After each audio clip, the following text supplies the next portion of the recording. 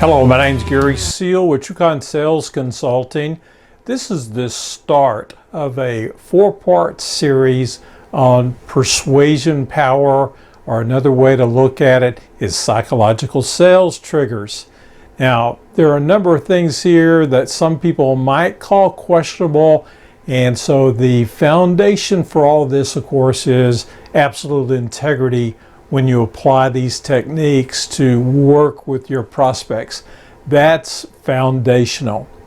Now, there are a number of things that we know that are difficult in this whole world of selling because the culture has made things different than it was 30, 40 years ago. First of all, the internet makes an amazing amount of information available out there. You can easily do research on topics, products, concepts, and things of that nature.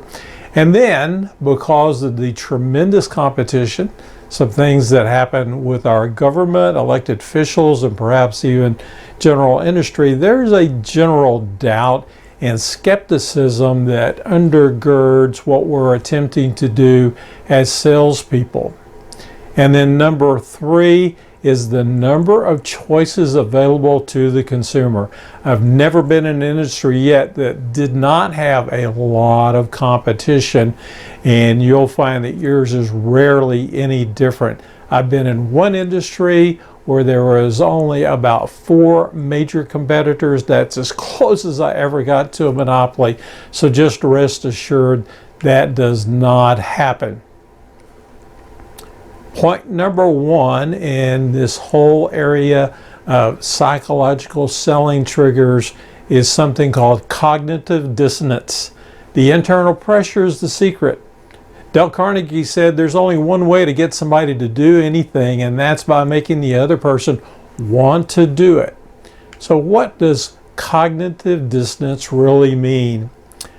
By definition, it's an uncomfortable feeling caused by holding two contradictory ideas simultaneously. The theory of cognitive dissonance proposes that people have a motivational drive to reduce dissonance, internal conflict, by changing their attitudes, beliefs, and behaviors, or by justifying them.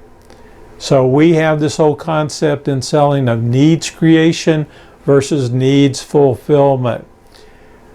You're taught that the easiest way in sales is needs fulfillment. I would tell you at times you need to work on creating some dissonance in the mind.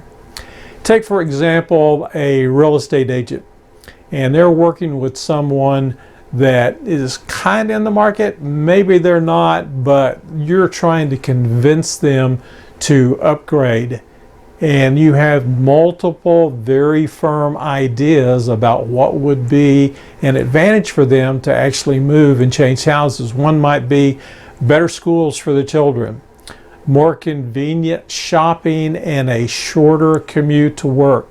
The metropolitan areas have gotten more clogged with just untold thousands of cars, and the commute takes away from the quality of life. A good, strong selling tool. Other things is the ego thing. They want more elbow room. Perhaps they are growing their family, and more bedrooms would really be important. On the other side of the scale, someone may be wanting to downsize, not have as much maintenance, hopefully lower a payment or get out of a payment altogether. If you're in the entertainment world, a lot of friends, perhaps some aspect of having a video room, a pool, place in the backyard to put up backyard sports, volleyball, and things of that nature. There are a number of reasons.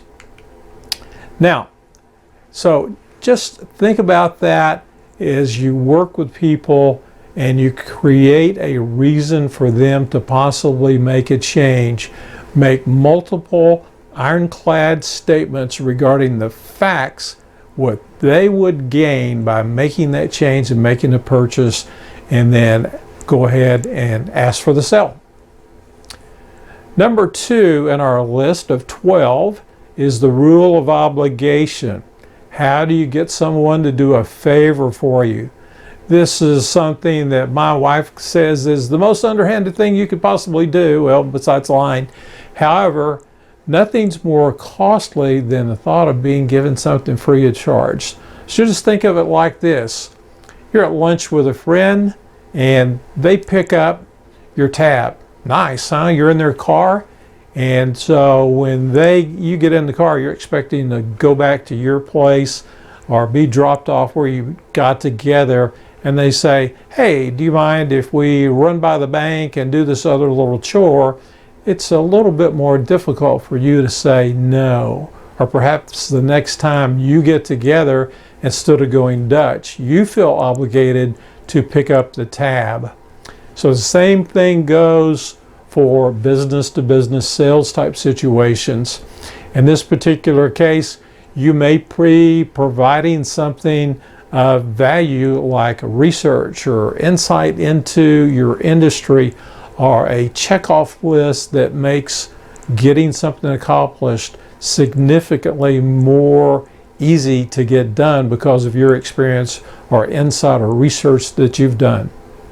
I was just recently in a camera shop, the biggest one in the Austin area. I got in touch with my sales clerk, and she did an absolutely outstanding job of taking care of my needs, comparing lenses, showing me photos, taking shots, being patient, explaining, answering my questions, ensuring me that the lens I bought was going to work with my camera body. And then when we went to check out, she simply gave me her card and said, remember me the next time you come in. And I assured her that I would. And that was done with a great deal of humor and levity. She really convinced me that with her knowledge of cameras and lenses and the way things work with photography, she was the absolute best person. And I have in the back of my mind, because she did such an outstanding job, the fact that when I go back in there to buy something, I'm going to look for Laura, no doubt about it. So this thing of obligation can be done very above board and with a great deal of enthusiasm and customer service in mind. Now, the third thing that we're going to look at today of these 12 is the rule of connectivity, or contagious cooperation.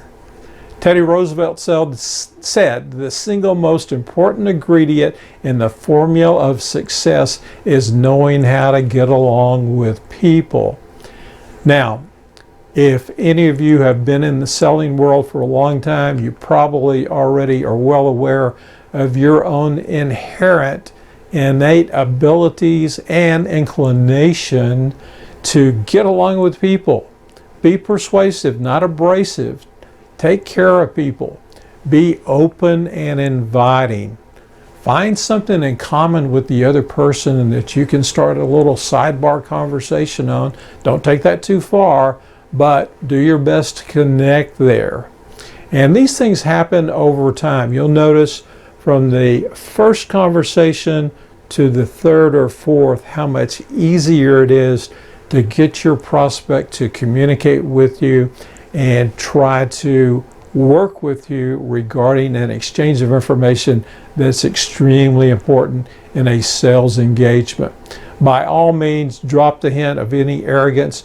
You may be the absolute best subject matter expert in your field, but if you jam it somebody's throat or lord it over them, your time with that person is going to be short-lived. And then share personal stories as you get into these little sidebar conversations about perhaps how you helped somebody else, or somebody was in need of something and you're able to point them in the right direction. I would also encourage you to understand the DISC personality profile styles pretty well and work on understanding who you're talking to. For example, the D is a dominant person, very strong-willed, and they're going to want short, to-the-point questions and not deviate too much to the point. Versus a C, who's very detail oriented, they're going to want a detailed response in conjunction with the question that you get asked as a salesperson. To deviate that or shortcut from that particular level of response is a killer in a sales engagement.